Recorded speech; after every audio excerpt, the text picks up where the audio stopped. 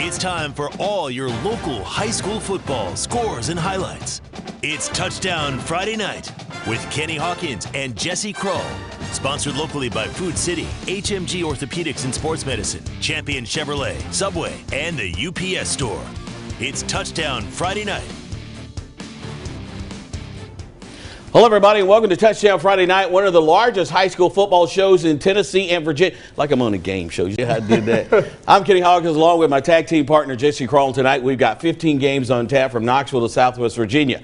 But before we get this party started, here's Jesse with our Meat Tractor top tackle of the night. We always have this discussion, hit, tackle. This is a tackle tonight. This comes from Unica Cloudland. The Highlander's back, thinks he can get to the outside, but Devin Ramsey and Nathaniel Oakes close in for the tackle. And Kenny, I think it was meant to be Oakes bringing the lumber, Oakes. It's all the same thing. So that's our top hit of the night, top tackle, not hit. Kenny? All right, thanks a lot, Jesse. We'll start in the black hole where something had to give in the Region 1 3A between Cherokee and Unicoi County. Both teams entered the game tied for first place with a perfect 2-0 record. Let's head to Cherokee High School in a battle for first place in Region 3A. Black Knights taking on Unicoi County. So much happened in this game, but we got to jump right into the fourth. Cherokee just scored and tried an onside kick, but failed. Then the very next play, Kobe Lewis runs this one 50 yards to the house. Blue Devils on top, 34-26. The PAT no good, so it's still a one-possession game. Black Knights quarterback Matthew Palazzo had himself a day. Throws a beautiful ball here, caught by number 16. Somehow tapped the foot in bounds for the two-point conversion. No good again, so they're still down 34-32 with 4 minutes to play. So the defense has to get a stop. They get it. Fourth down. Blue Devils try and run for it. Nice again, but they're short. Huge stop. Now it's Palazzo. He drops back to pass, trying to find somebody. He looks for a couple of receivers on the left pylon, bounces off the intended target, but Hayden Rush is in perfect position to catch it. What a remarkable play to take the lead with another 20 seconds of play. Unicoi County had to hope for a miracle, and it did not happen. That final tonight, Black Knights hold on to win. Always didn't quit. It's homecoming, man. It's everything you want in a win like this. Unicoi played us lights out, and it was just a hard-fought game both sides, and we're tickled to death coming out with a win. It means absolutely everything on homecoming with all these past Black Knights and future Black Knights here to watch. It just means everything. We're so pumped bringing this victory back. It's a big win. It just felt good to come out with a win on homecoming. We had some players step up, make big-time plays, and I couldn't be more proud of the team.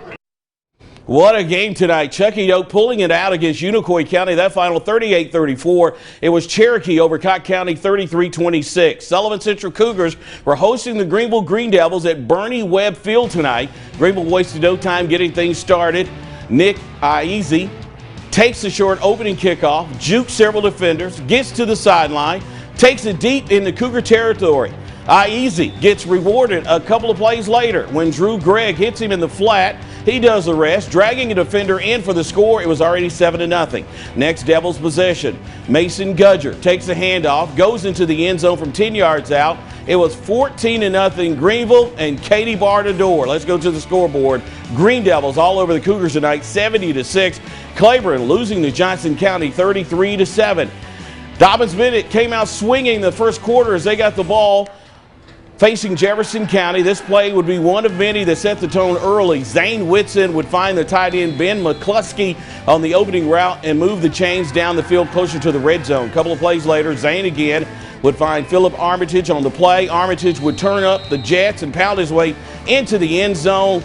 We go to the board. Dobbins Bennett remains unbeaten. They went on to beat Jefferson County tonight by the final of 35-0. Let's stay down there. Burt Toney Stadium in Morristown. Mo East taking on Daniel Boone second quarter.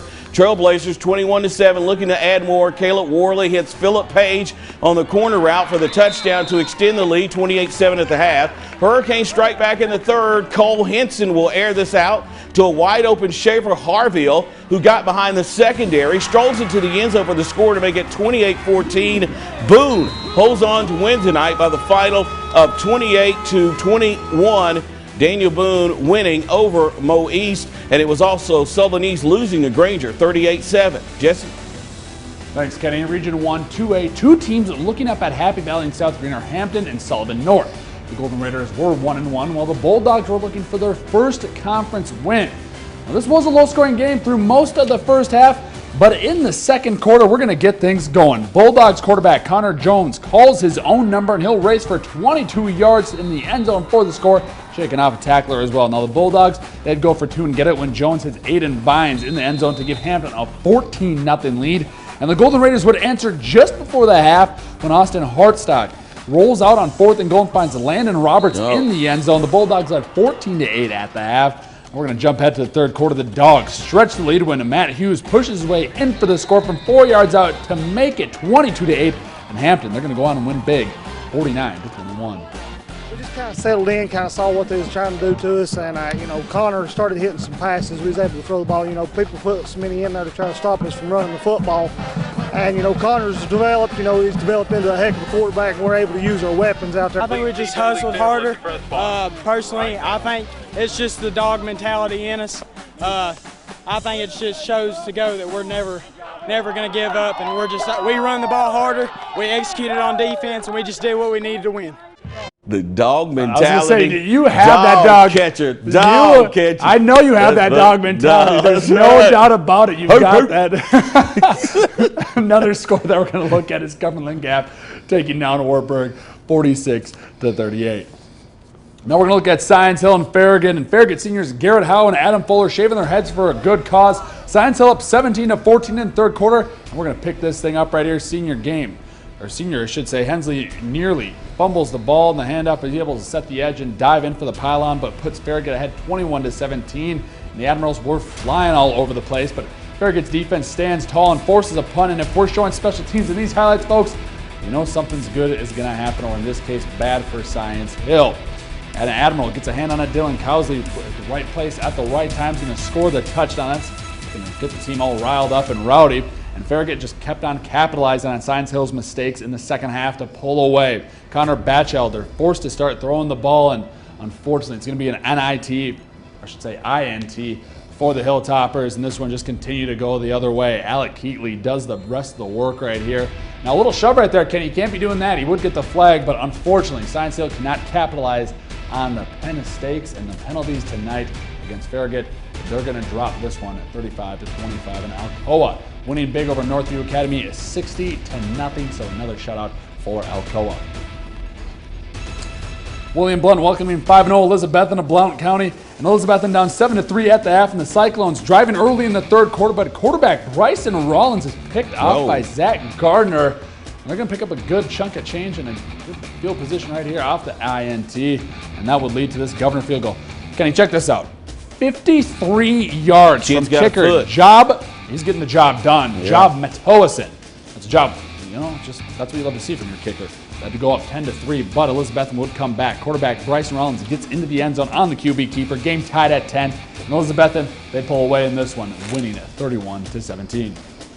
Now Gallenberg Pittman, they also win as well. 56-7 over Pigeon Forge. Now that's 7 down, and we still got 8 more to go as we finish off Tennessee before heading to Southwest Virginia. But first, here's the Sullivan South Marching Band to help take us to break.